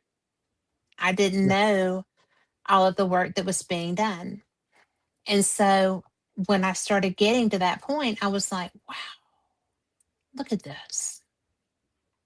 This is cool stuff. And I went to the first two alien cons, right? Before the first one, when they had room for 3,000 and like 20 something thousand showed up. And that was exciting. And then I went to the second one, which was at a convention center in Pasadena. That was, that was what was at the convention center, which was what they needed to do. And that's when, that was so long ago that Travis Taylor was on his first Alien Con, right? He had just come into the show. And it was so fun because he did not know a lot about that experience, what he was supposed to do, and things of that nature. It was very new to him. But the people were so excited to be there. The the first one, was pretty darn special. It really was. It was nobody knew what a phenomenon that was. They did not, which was why they had rented this little place outside of San Francisco. And I mean, it was nice. It would hold 3,000 people. That's what they thought they would get. And then I don't know what to do with my thumb. Sorry. But it was so overwhelming ultimately because they had no way to deal with the people, and they had to move the the conference. The speaker rooms wouldn't hold a third of the people, Mm-hmm. and so they had to move it out to the vendor area, the sales area, and that still wouldn't hold the people. And it was huge. So the next year, they planned a little better. And it was still overwhelming for Mm-hmm. them. But there's such an interest. I say all that to say that there's such an interest in where we came from. You know, how is it possible that there's stuff around us that shouldn't have been that old? I mean, according to them. And I do say according to them because I do take that sometimes with a grain of salt, Mm-hmm. because you should. You just should. But I just find it so interesting that this interest is so overwhelming. And now we've got it going back and coming forward, right? We don't know what we don't know. And we're trying to figure it out. And, here we're looking to the future, right? To the future us coming back to see what we're doing now. And with the ancient aliens theory, it's almost like we're going back to our past to try to figure out where this came from. And it's very hard to make these two outlooks jive. And yet it's the same audience for the interest. Oh, Robert's going to save me from myself here because I'm going on about the weather. But I would like, because you're so insightful, and I keep putting my thumb over my camera, and I apologize for that. I'm not used to this. But And the computer is still not up yet. So I don't know what happened with it, but it's trying to fix itself. But Robert says, what does my guest feel that disclosure would mean? Proof positive of other realm beings? Or is there, if we're coming from the future to us, would there really be a disclosure? I mean, what would that look like? Would there even be a need to have a disclosure? I've kind of, for me, it's a situation where I don't need disclosure. And a lot of the witnesses don't need disclosure either. I mean, people Mm-mm. who've seen these things don't. Yeah, What are you going to do? What are you going to do? Say that they're real because when they they're say that there. for them that it's real? I mean, whatever the phenomenon is. So, Well, you I know, mean, if if you're you've already gone through it, if you've had an experience, if you've, dealt with this stuff, then right, I'm trying to get yeah. situated. Then, you know, it's there. So, I It's mean, already your experience. so somebody that's had a near-death experience and goes off and that is very real to them, and they see aliens and other planets and stuff like that. What do you need from me to convince you that are real? Okay, you've got that understanding. Right. To the witnesses around the planet who have seen them, to the pilots who have chased them, and everything else. Right. It's a global phenomena. It's real phenomena, and Yeah. what's the big thing here to them? When I say that I've got an object that's moving at Mach 50 and there's nothing on the planet that can do it. Okay, well, I guess that must be that there's something that's legitimately there because it was picked up on sensors and tracked, right? So, I mean, why do I need disclosure? And so disclosure is one of those things where we want to throw it over into the political world and the government world. And we want the government to be able to tell us the truth. And the problem with that is that they've been lying to us for like how long now? I was going to say the You know, government tell us the so truth. do you Really? think that they're going to easily come up and say that that's happened? And then, bottom line is, do I believe that the government necessarily, at least the politicians we've got on the Hill now that are just in there for temporary short times, have all the wonderful answers about what UFOs are when I'm telling you science doesn't understand what the heck they are, right? Yeah. So they're looking to science to be able to help give them the answers that they can go tell the population and make you all feel better. So we're having to educate them. The problem Right. is that none of them, and allegedly there's all this wonderful thing about these crashes where apparently we've recovered things, and there's a lot of claims of different people that saying, yeah, well, we have these. Maybe or maybe not true, but ultimately it's probably rated at the highest classification you could possibly come up with. And until that happens and breaks, that nobody's going to say squat about proving or making that claim. And then if you're going to make that claim that they're here, you better have some very solid evidence, because all the scientists in the world are going to laugh at you and look at you, and they're not going to accept it. And so, it's kind of like all the things we're being told now. What do you believe is truth out there in terms of any political person? Who would you say should give you the truth? Is it the Pope? Is it Nope. who are you going to trust for that information? Are you going to There's trust the not. president? Are you going to trust the vice president? Are you going to trust the Pope? Who needs to tell I you would that? trust Rich Hoffman. Because thank you. But I mean, but what I'm saying is that there's, who's going to say that they're definitely here and this is where they're from? We've actually had it, and who's going to believe that? In this world that we're living in right now, which is so divided on everything, and can't believe everything that we read. I probably believe Peter too.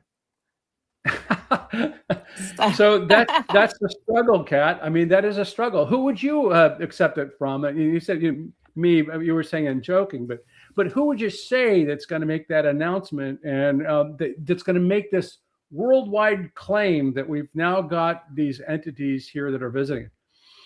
Especially when you've got NASA saying that there's nothing up there, it's not us, and SETI saying that there's not any, and a good number of scientists even out there. Seth has told me, and now bear in mind, I was doing SETI through my computer when I was in high school. Okay. Yep. College.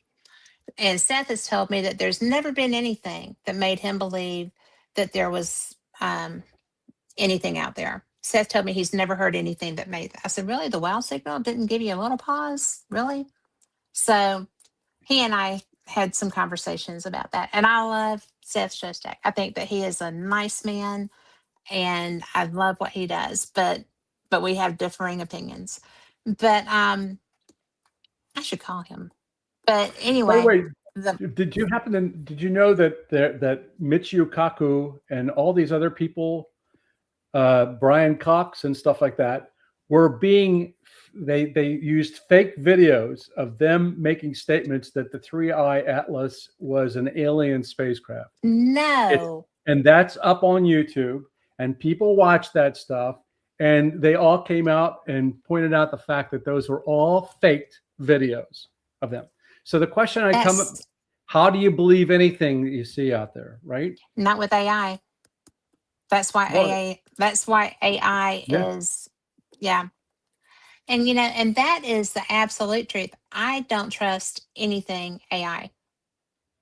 I just have. I will eventually as I get used to it, and I realize, and I do understand that there are really terrific, cool things that it can do. I get that, but you know, it is taken because it can be used deceptively.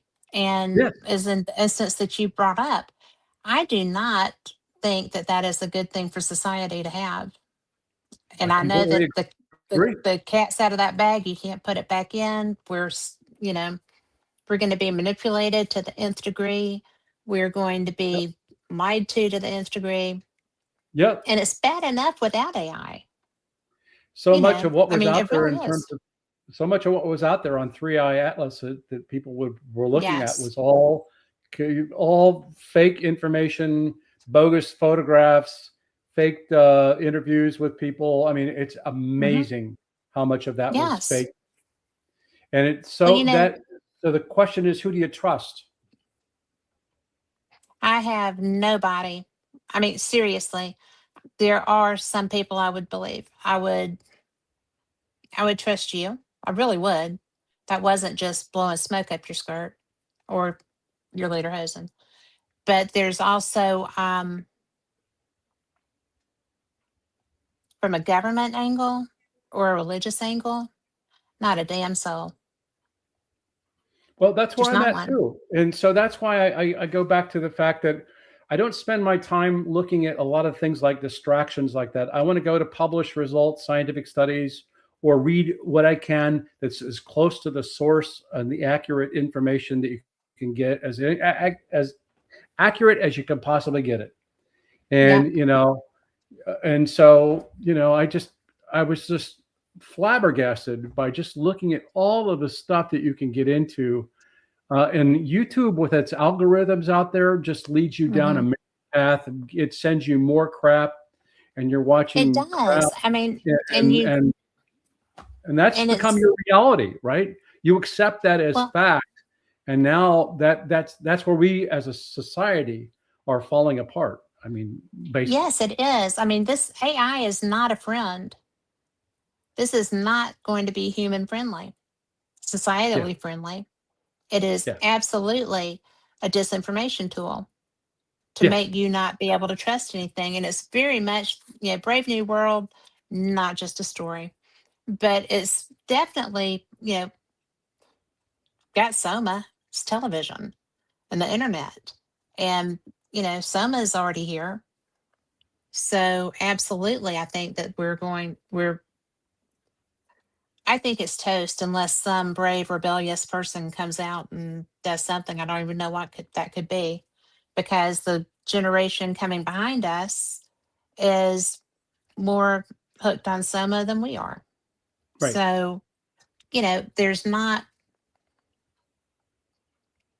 Brave New World was not supposed to be a, a predictive text, and neither was Animal Farm. But there you go. The man knew something. But I got to put my glasses on so I can see what all Robert's writing down here. Primary sources, baby, he says. And he also said, Exactly. great show. Go to the source. Go to the source, and as close as you can, go to the source. Well, That's like I why said, Rich Hoffman. that's why also I like again when I go to the source, even on the NDE kind of thing. I mean, my wife had an Hmm. NDE experience, so I mean, I'm I did not know that's what. that. Oh yeah, I mean, that's what got me into this whole looking into this thing was her experience. I mean, she had the typical thing that where she was a pedestrian. Her and her daughter were walking across the street. A drunk driver comes around and hits them as pedestrians and throws her over into head first into the pavement, and she's flopping for a while before she stops. And now she's having the experience of being out of her body and looking down and seeing the whole thing going on and stuff like that, right? And then she When did had, that happen? oh, this was like before I actually met her. This was like in Okay. 1980s. Okay. So, I mean, she's a psychologist, my God, and she's not making stuff up. She's a clinical psychologist. So Right. anyway, I trust what she's saying, and she's sharing that experience and the other experiences that she had, by the way. And and then I started looking into it, and I started to talk to other people who were having it, and then that led to more people that had it, and more people, and now I mean, now you're listening to over 200 stories of people having it, and I start to write down all the commonalities between these stories, because even one of the things that got me into the UFO thing at the very beginning was the fact that you could go up and talk to people around the globe, and they pretty much tell you the Yes. same thing. I saw a UFO, it was up Yes. in the air, and it was doing stuff. And so And that was before it starts with those stories that I keep communications. Yeah. negating, by the way. I'm trying to point out the fact that it's the stories that started, but it's now like taking and creating observations of what do you see that you Yes. hear repeatedly about. And it's I left my body and I'm always up in the ceiling and I'm looking down at the things that are going on in the room, or I see my body down there. I don't even recognize my body and I don't even know that that's me. Oh, wait a minute, Right. that is me. And then it's the commonality of people telling you that they're in a dark tunnel, and then they Hmm. see a light at the end of the tunnel, or they go through a light, or that they see a being that looks and resembles something like a Jesus. Even the people who are agnostic say that they see somebody like Yes. that. And then they're talking about the unique characteristics of the flowers that they see. The flowers themselves are like of colors that you can't begin to describe, and they haven't got a word for it, and there's nothing like that here that they describe. That's a very strong commonality that they have. Yes. That many of them will have a life review, and it's like, well, what's that about? But they all have this like life through. And Yeah. then the other interesting thing is that they see their life flashing in front of their eyes, and yet they did something bad maybe for this person. It's all non-judgmental. And now it happened to Rich.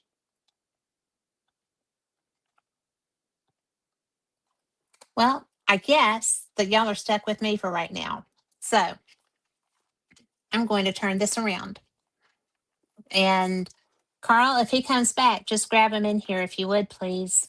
You know, what he was saying is so interesting to me because I have talked to people who have had near death experiences and they blew me away, blew me away. And what's interesting is this I'm getting a charger, but it's interesting. Well, now you're going to fall to the ground with me. But I actually did not know that his sweet bride had had that. So Carl's going to make me turn that back around. But I think that he's right because these people had particular instances and they're only their story. They're it's not something that they are out talking about to just anybody because it's personal. And I guess that I've had a lot of friends that went through that. Okay, Carl. I've had a lot of friends that went through that. I'm trying, people. Here we go. Okay, now I'm in the right spot, maybe. But it's just such an interesting thing because abductees abductees have, I don't even know, but abductees have these experiences, and they just are so blown away by them when they try to share them. And then there's times that people don't understand and don't listen to them. And oh, I heard Rich Hoffman enter the studio. There you are. Man, we're Hey. having a fun night. But the government's shutting us down or something like that. That's what's Something. going If I were a on. conspiracy theorist, I'd go with that. I might be a Well, conspiracy theorist on occasion. anyway, the bottom line, But all I was just saying was look at all those wonderful commonalities and near-death experiences and stuff like that. And it's yes, just remarkable. Absolutely remarkable. So there's something to it. there is, which would lead you to think, you know, is there an afterlife? Obviously, there's something. Well, I certainly believe it because I don't have any reason to Yeah, not believe it. And ultimately with that kind of consistency and stuff like that. So I do think that, and that that also helps me in my faith. So I mean, it bottom line is does. I think ultimately it's very reassuring for me and makes me feel even more at peace. And if you talk Well, with my wife, she'll tell you that has no fear of dying either. So I don't think your wife has much fear, period. she doesn't. Your wife is bad to the bone. She is. She I is. think that she She is. is just fantastic. But Thank you. and y'all are so perfect. So that's just my opinion. But and she puts up with all this craziness. Yeah, It's she's not got crazy, a is lot of it? patience. I mean, what you do is so cool. And Yeah. you really can't.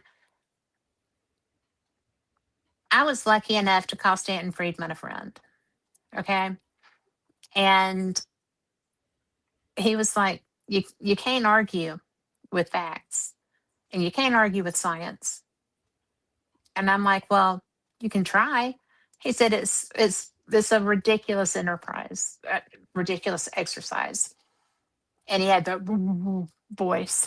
I was like, okay, yeah.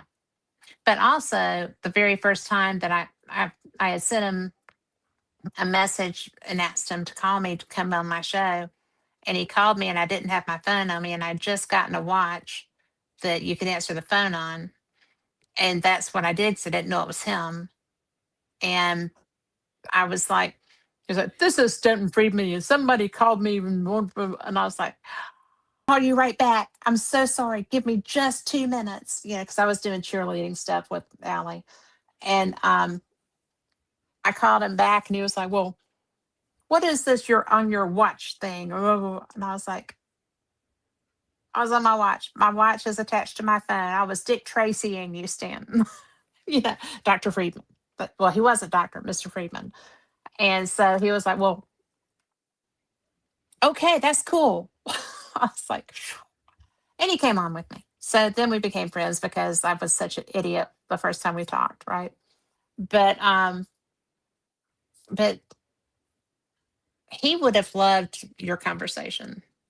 He would have loved this Well, conversation. I mean, yeah, I mean, I know Stanton very well too. I've met him. Yeah. You can imagine over my 60 years, I've met everybody from, You know you know, everybody.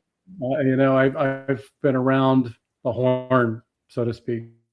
Yeah, you have. In a good way. I've been to a lot of conferences, and so anyway, the bottom line is that he's a great guy. I miss him. He was very much a straight point. They're flying saucers, and they're real, and all that stuff like that. His presentations that he did at universities was really appreciated and stuff like that. But Yeah. it's all good. Well, I didn't Why know did him we until have the this end of his life. network So connection lost? Please reconnect and try again. Network I error. don't know. Can you hear me? We'll Okay. let Carl. I can hear you fine. Can you hear me okay? Okay. Yeah. I don't know what's going on. Recording error and everything else that's happening. So anyway, Well, we'll let Carl handle that because you know what?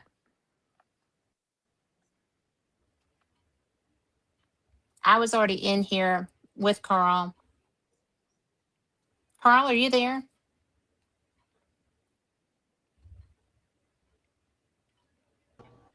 Yeah, I'm here. Okay, just making sure we were all still involved. But this has been, you know what? Government conspiracy. Yeah, no kidding. They're after me. Oh, please. It I used to be a remember when I joke. was, yeah, there was one time in Dayton, Ohio, when I was on a radio show, and I remember I was like talking badly about the Air Force project up the road. And don't you know, the radio station went off the air. I thought, okay, what can I say? They decided to take me off the air. you know, I have been even on a Bob phone call Quast. and heard somebody chewing a sandwich or something, and it wasn't the person I was on the phone with. So, and that Oh person was wow. involved in some stuff that would be, of interest to some three-letter agency somewhere, somehow. But and they were like, it happens all the time. And then I heard somebody go like that. Also, not that person.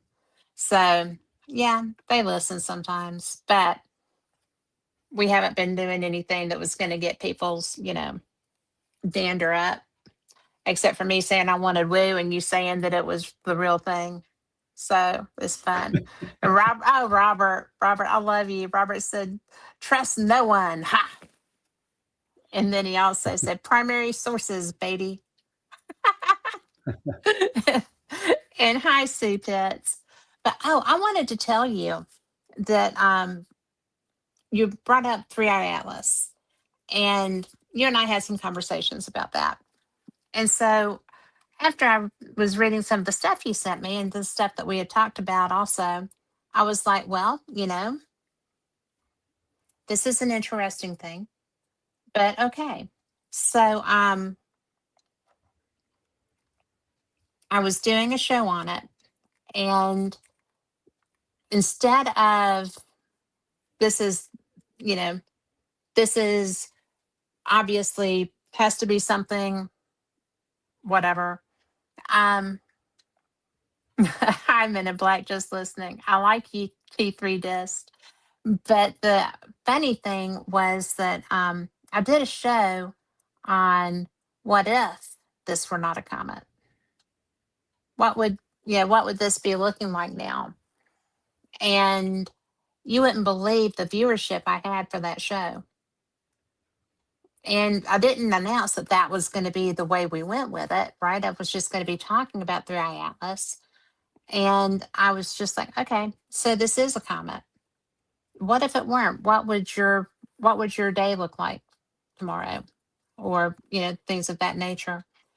And I got the most, and people just, I don't know why that many people were coming on. It was interesting to me, but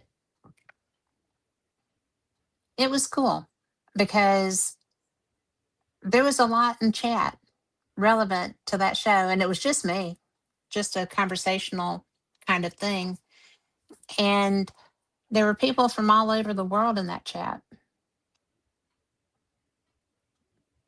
And I thought, I should do philosophical shows more often, you know. But because on Sunday nights I'm up against a lot of good people. We get a lot of re-listens, later listeners and stuff because there's a lot happening on Sundays.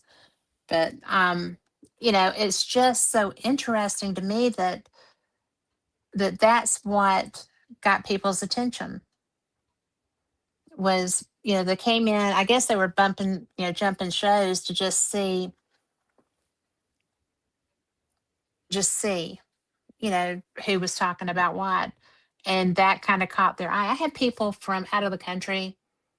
I mean, just it was a weird mix of people. And T3 just said, wondering if they taste like chicken and if there's a bag limit. Funny. Definitely Southern, aren't you? But it's just way interesting because we're so taken with, as a species, we are so taken with this topic. and with the possibilities, or you know, just the whole, we're so fragile as humans that we want to, I think we just want there to be somebody else there. Well, I think we And do. maybe But, that's yeah. maybe that's why, even if it could be scary. No, and what you have, let's look at it. Very strong interest in this whole subject of UFOs. I mean, Mhm. that's that UAPs. There's a lot of people across the planet who have actually witnessed these things, and stuff like that. Yeah. They're looking for answers. So and with the fact that you have social media, that it lets everybody around the planet know that there is a show or something going to be on this, or a topic on it. It can very easily get around to a lot of different. Take a look at the fact that we have this really different interstellar kind of an object that's coming into our Right. solar system from out there. That alone would create an interest on the part of everybody to know about that, right? And the fact that it was the fact that it is from out there, it's going to be like our first chance at seeing it. And oh, by the way, we use technology to be able to detect it and see it and learn from it, right? Indeed. Yeah. So technology is helping us to get answers, right? Technology is our But at the same friend. time, I mean, it we're really out there is. now looking at it and trying to make observations. And we're trying, yeah, and we're trying to figure out, well, or what kind of gases is it giving off. These don't match with anything in our solar system. The objects we normally get, it's not acting the same. And so, and the fact that this is our third one that we've actually tracked, should tell us something, because our technology got to the point where we're now actually able to see them. So, and we're able to track them. And so there have been Is it how true many that there's a before whole that? Well, train we of them didn't have the coming technology through? to be able to do that. Is it true that there's more I've coming? never heard anything about a whole train of them. Not a whole train of Well, them. I I was mean, being facetious, but Oumuamua, you've had Oumuamua, and you've had the Borisov, and you've had the three. I think it's just that we're seeing. I think that because we there's a have the lot. capability. It's a dirty space out there. Start seeing more. Yeah. So we're going to start to see more of them. And we're going to report the fact that we'll be 4 interstellar, 5 interstellar, and all that other stuff like that. We'll get that, and then we'll be able to see how they act and what they do and how they manipulate around the sun. And bottom line, it's very much similar to at the end when it went by this due, they leak gases, and it's hydroxyls that are giving off, and that's a very common thing. And gases are erupting, and that could change its speed and trajectory and everything else. But anyway, it's leaving our solar system, and it's going to be going by Jupiter, because Jupiter's swinging around the sun and going to be over by that Yes. in about 15 days.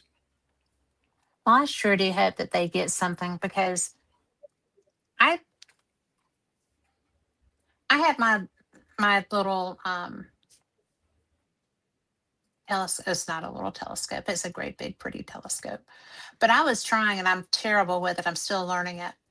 And I could not even get anything when it was closest to us. And so I had to go to another show and get a look at it. But it was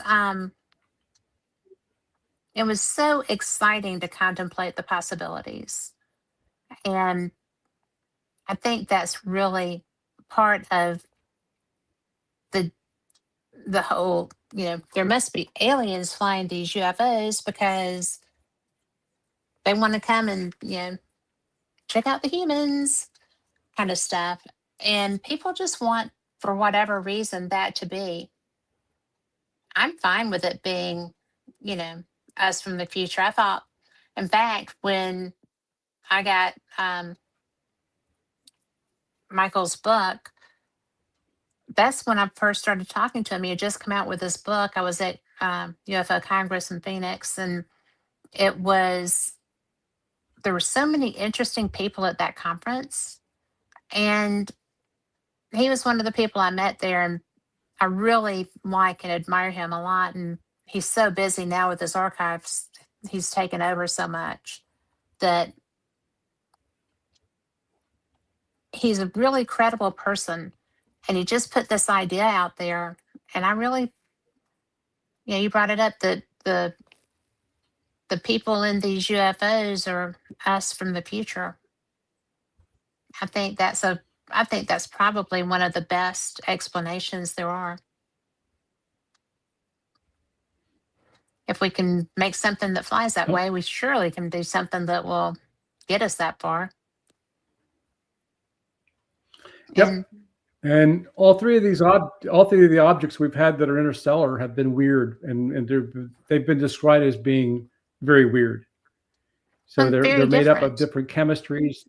Mm-hmm. They're all very different. They're not similar to our solar system. So they're coming from out there. They got different kinds of gases. They got different kinds of chemical compositions. They're moving at relatively quick speeds. They can also change speed because you can, actually the gases emitting from them actually change and alter speeds. Right. And so the heating up as it went around the sun can cause it to actually speed up because it's now eliminating more gas, and it was actually tumbling and rotating there for a while. But anyway, I'm not going to. That's what I thought about a moon. All I can say is that we're going. Yeah.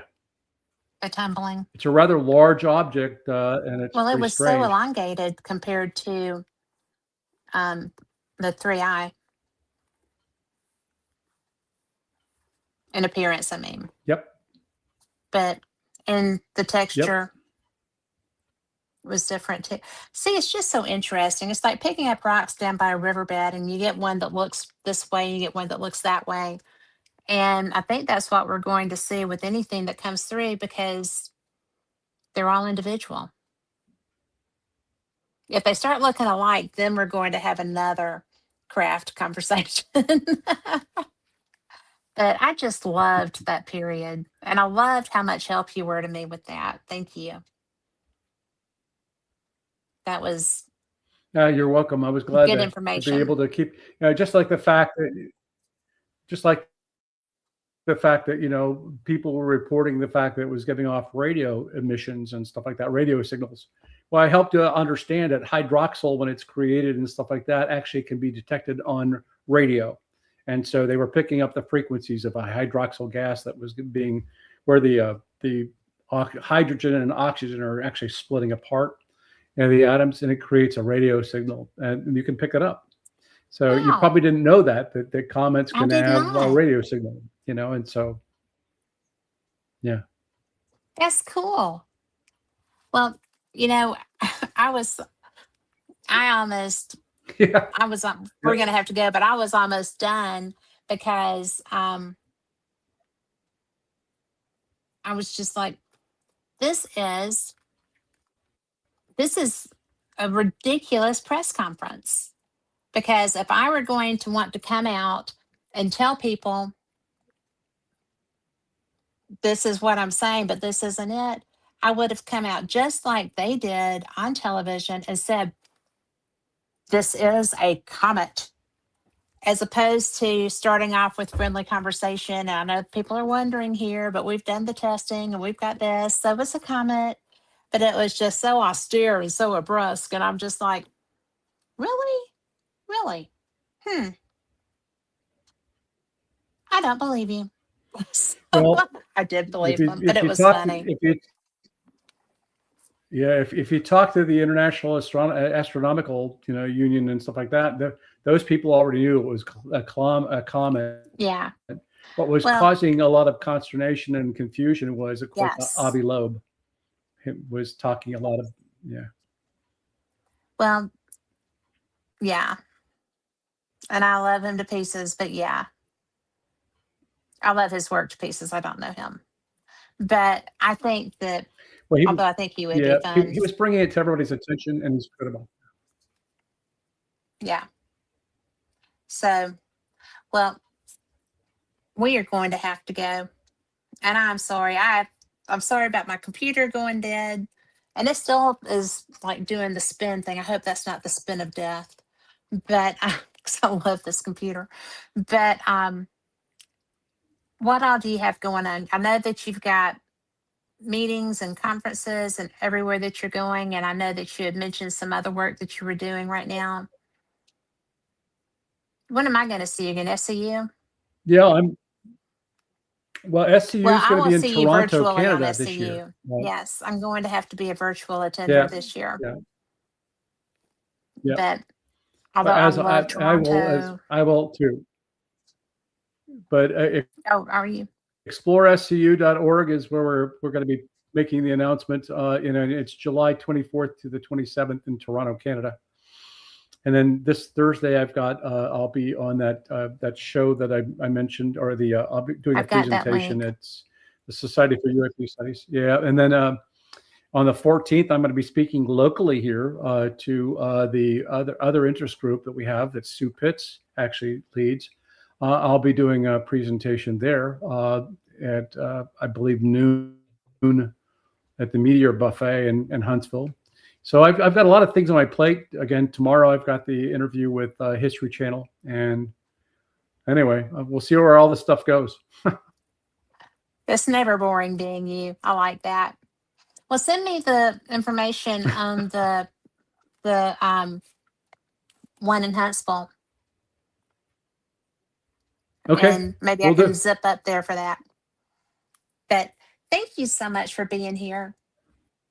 Obviously, we were talking about important stuff, or we You're wouldn't have welcome, had all Kat. these glitches. Well, I just love getting a chance to talk to you. I think you're so cool.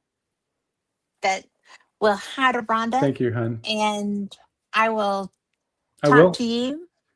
And T3 Disc said, thank you both. Good podcast. Thank you very much. So I will talk to you soon. And don't forget to send me that location, okay? Will do. Thank you. Good night, everybody. Thank you for being here. We'll see you next time. Same cat channel.